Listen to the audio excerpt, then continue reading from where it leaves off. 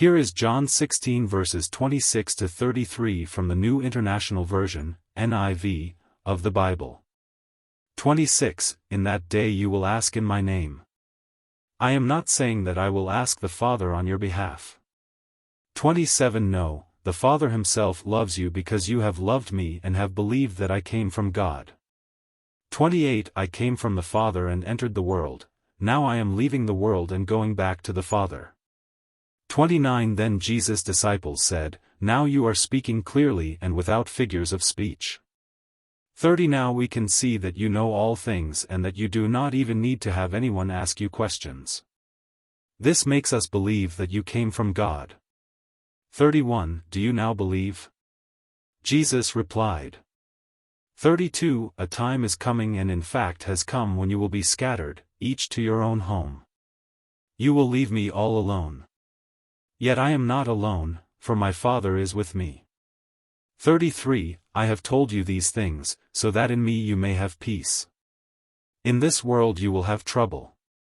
But take heart. I have overcome the world. Expounding on this passage, Jesus is speaking to his disciples about a time to come after his death and resurrection when they will be able to ask the Father for anything in his name, and it will be granted. Jesus emphasizes that they will have a direct relationship with the Father because of their belief in him, and it won't be necessary for Jesus to ask the Father on their behalf. In verses 29 to 30, the disciples acknowledge Jesus' divine knowledge and authority, affirming their belief that he came from God. Jesus challenges their faith, predicting that they will face trials and will scatter, leaving him alone, a prophecy fulfilled when Jesus was arrested and crucified. But Jesus reassures them in verse 33.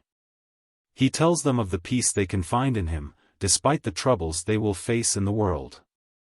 His overcoming of the world is a reference to his impending death and resurrection, a victory over sin and death. This passage encourages believers to find solace and peace in Jesus amidst the tribulations of the world.